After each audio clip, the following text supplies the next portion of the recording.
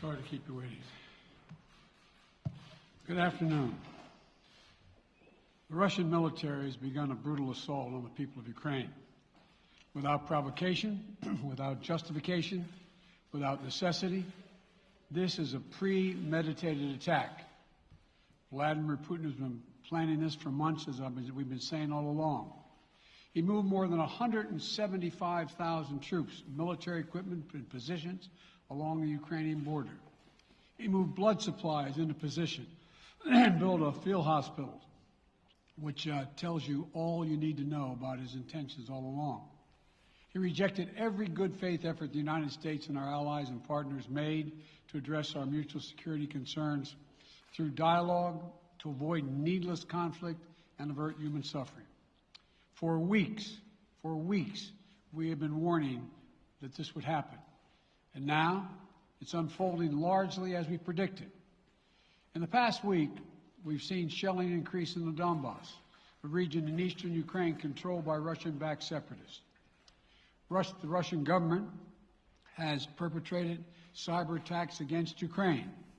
We saw a staged political theater in Moscow, outlandish and baseless claims that Ukraine was about to invade and launch a war against Russia, that Ukraine was prepared to use chemical weapons, that Ukraine committed a genocide. Without any evidence, we saw a flagrant violation of international law in attempting to unilaterally create two new so-called republics on sovereign Ukrainian territory. And at the very moment that the United Nations Security Council was meeting to stand up for Ukraine's sovereignty, to stave off invasion, Putin declared his war. Within moments, missile strikes began to fall on historic cities across Ukraine. Then came the air raids, followed by tanks and troops rolling in. We've been transparent with the world. We've shared declassified evidence about Russia's plans and cyber attacks and false pretexts so that there could be no confusion or cover-up about what Putin was doing. Putin is the aggressor. Putin chose this war, and now he and his country will bear the consequences. Today, I'm authorizing additional strong sanctions and new limitations on what can be exported to Russia. This is going to impose severe cost on the Russian economy, both immediately and over time. We have purposely designed these sanctions to maximize the long-term impact on Russia and to minimize the impact on the United States and our allies. And I want to be clear, the United States is not doing this alone. For months, we've been building a coalition of partners representing well more than half the global economy. 27 members of the European Union, including France, Germany, Italy, as well as the United Kingdom, Canada, Japan, Australia, New Zealand, and many others, to amplify the joint impact of our response. I just spoke with the G7 leaders this morning, and we're in full and total agreement. We will limit Russia's ability to do business in dollars, euros, pounds, and yen to be part of the global economy. We'll limit their ability to do that. We're going to stunt the ability to finance and grow the Russian military. We're going to impose and we're going to impair their ability to compete in high-tech 21st century economy. We've already seen the impact of our actions on Russia's currency and the ruble, which early today hit its weakest level ever in history. The Russian stock market plunged today. The Russian government borrowing rate spiked by over 15%. In today's actions, we've now sanctioned Russian banks that together hold around $1 trillion in assets.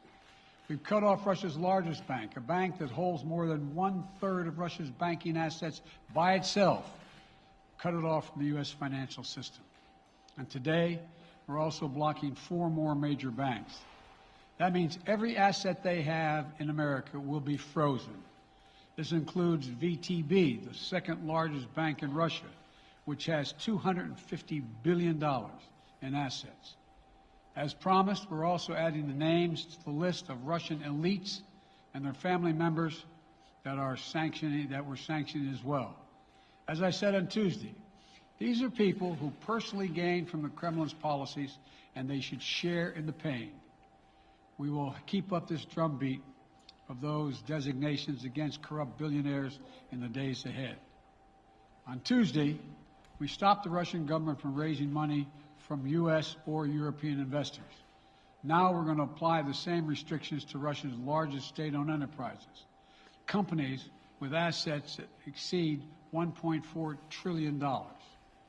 Some of the most powerful impacts of our actions will come over time as we squeeze Russia's access to finances and technology for strategic sectors of its economy and degrade its industrial capacity for years to come.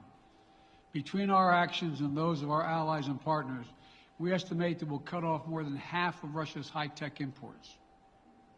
It will strike a blow to their ability to continue to modernize their military. It will degrade their aerospace industry, including their space program. It will hurt their ability to build ships, reducing their ability to compete economically. And it will be a major hit to Putin's long-term strategic ambitions. And we're preparing to do more. In addition to the economic penalties we're imposing, we're also taking steps to defend our NATO allies, particularly in the East.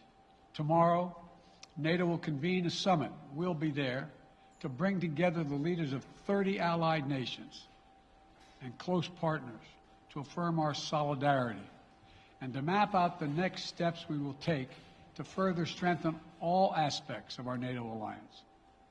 Although we provided over $650 million in defensive assistance to Ukraine just this last year, let me say it again. Our forces are not and will not be engaged in the conflict with Russia in Ukraine. Our forces are not going to Europe to fight in Ukraine, but to defend our NATO allies and reassure those allies in the East. As I made crystal clear, the United States will defend every inch of NATO territory with the full force of American power. And the good news is, NATO is more united and more determined than ever. There is no doubt that the United States and every NATO ally will meet our Article 5 commitments, which says an attack on one is an attack on all. Over the past few weeks, I ordered thousands of additional forces to Germany and Poland as part of our commitment to NATO. On Tuesday, in response to Russia's aggressive action, including its troop presence in Belarus and the Black Sea, I've authorized the deployment of ground and air forces already stationed in Europe to NATO's eastern flank allies, Estonia, Latvia, Lithuania, Poland, and Romania. Our allies have also been stepping up, adding the other allies, the rest of NATO, adding their own forces and capabilities to ensure collective defense. And today, within hours of Russia's unleashing its assault, NATO came together and authorized and activated an activation of response plans. This will enable NATO's high readiness forces to deploy and when and where they are needed to protect our NATO allies on the eastern boundaries of Europe. And now I'm authorizing additional U.S. force capabilities to deploy to Germany as part of NATO's response, including some of the U.S.-based forces that the Department of Defense placed on standby weeks ago. I've also spoken with Defense Secretary Austin and Chairman of the Joint Chiefs, General Milley, about preparations for additional moves should they become necessary to protect our NATO allies and support the greatest military alliance in the history of the world, NATO. As we respond, my administration is using the tools, every tool at its disposal, to protect American families and businesses from rising prices at the gas pump.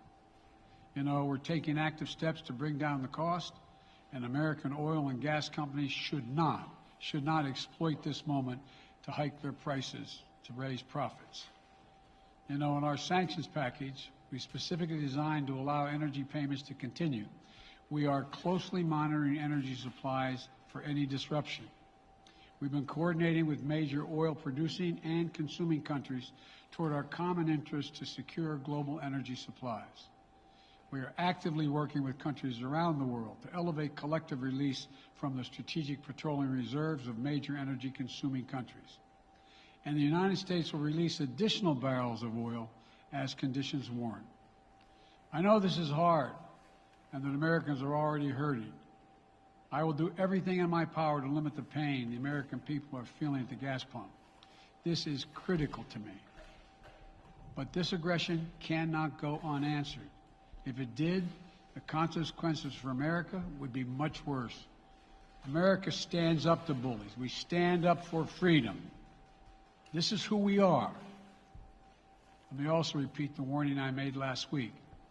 If Russia pursues cyber attacks against our companies, our critical infrastructure, we are prepared to respond. For months, we've been working closely with the private sector to harden our cyber defenses, sharpen our ability to respond to Russian cyber attacks as well. I spoke last night to President Zelensky of Ukraine, and I assured him that the United States, together with our allies and partners in Europe, will support the Ukrainian people as they defend their country. We'll provide humanitarian relief to ease their suffering. And in the early days of this conflict, Russia propaganda outlets will keep trying to hide the truth and claim success for its military operation against a made-up threat. But history has shown, time and again, how swift gains in territory eventually give way to grinding occupations, acts of mass civil disobedience, and strategic dead ends. The next few weeks and months will be hard on the people of Ukraine. Putin has unleashed a great pain on them, but the Ukrainian people have known 30 years of independence.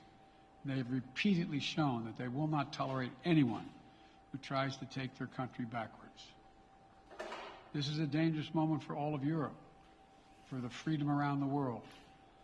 Putin has committed an assault on the very principles that uphold the global peace. But now, the entire world sees clearly what Putin and his Kremlin allies are really all about. This was never about a genuine security concerns on their part.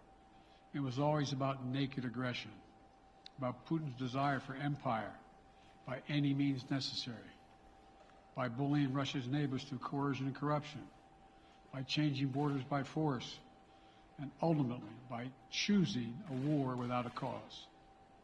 Putin's actions betray his sinister vision for the future of our world, one where nations take what they want by force.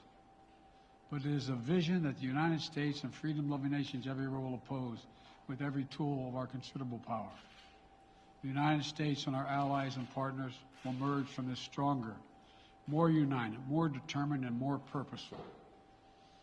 And Putin's aggression against Ukraine will end up costing Russia dearly, economically and strategically. We will make sure of that. Putin will be a pariah on the international stage. Any nation that countenances Russia's naked aggression against Ukraine will be stained by association. When the history of this era is written, Putin's choice to make a totally unjustifiable war on Ukraine will have left Russia weaker and the rest of the world stronger. Liberty, democracy, human dignity, these are the forces far more powerful than fear and oppression. They cannot be extinguished by tyrants like Putin and his armies.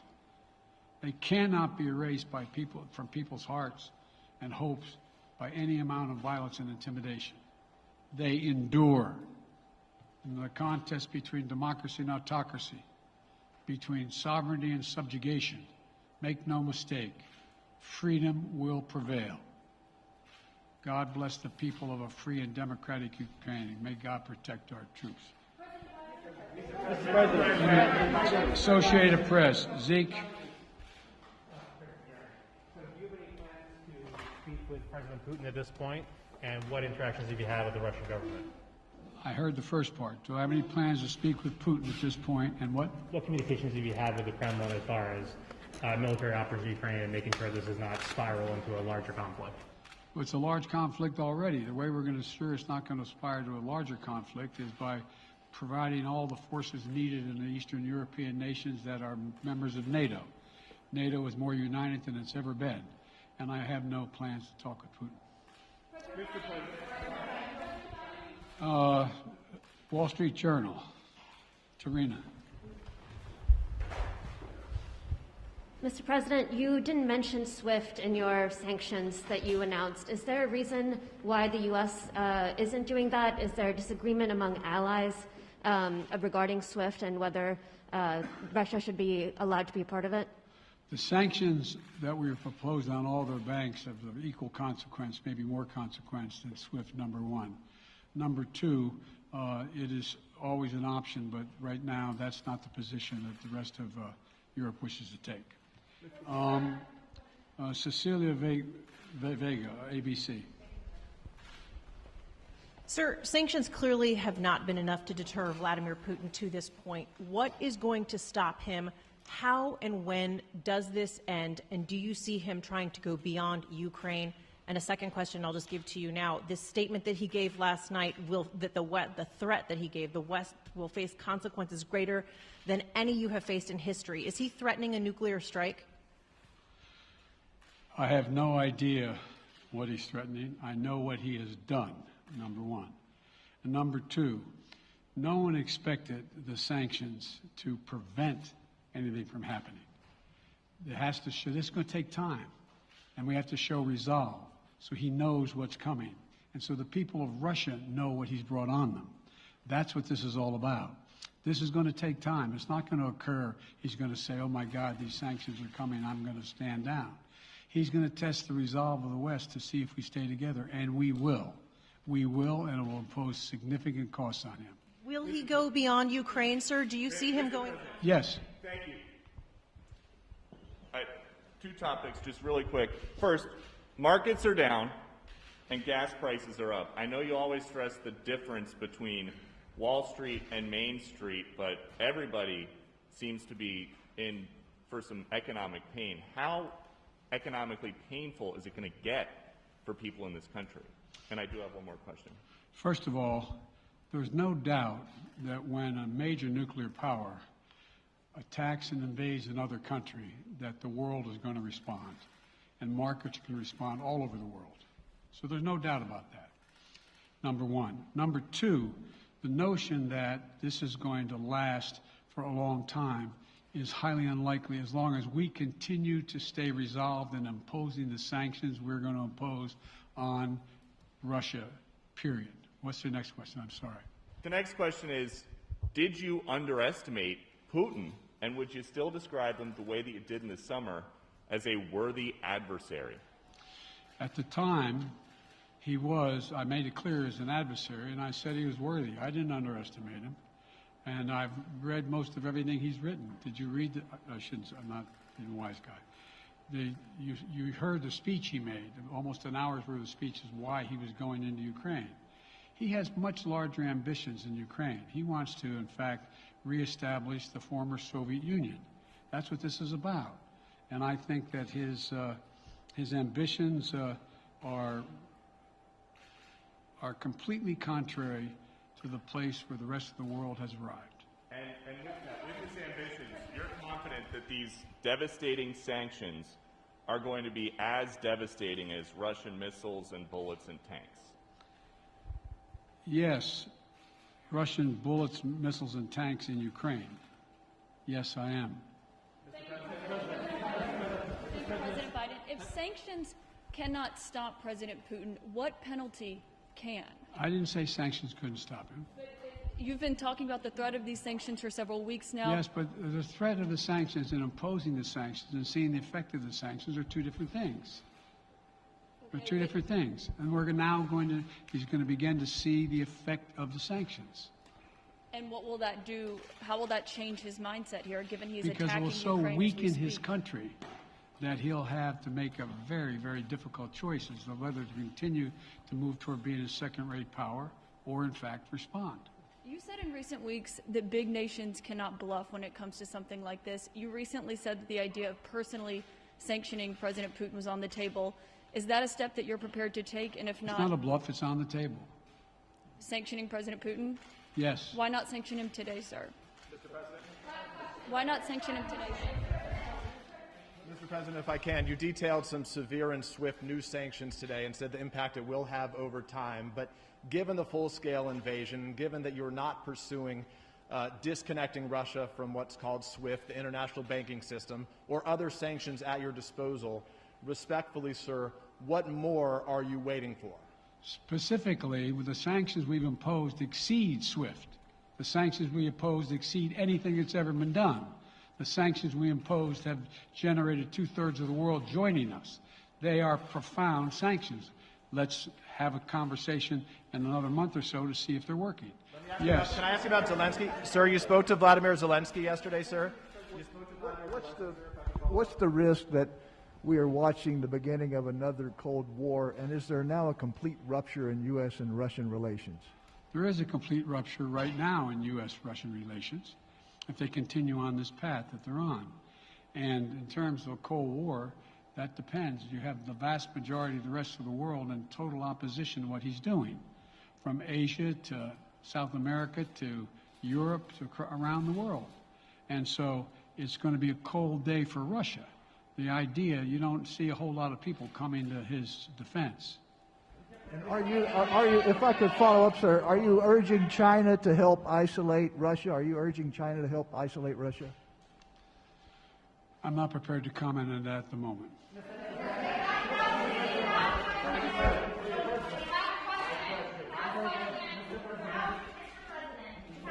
No. Yeah. No. He's had his hand up a long time. Thank you, Mr. President. How concerned are you that Putin wants to go beyond Ukraine into other countries, and the U.S. will have to get involved if he moves into NATO countries? Well, if he did move into NATO countries, he will be involved. We will be involved. The only thing that I'm convinced of is if we don't stop now, he'll be emboldened. If we don't move against him now with these significant sanctions, he will be emboldened. Look, you know, well, anyway. Can you talk anything more about your conversation? Mr. President.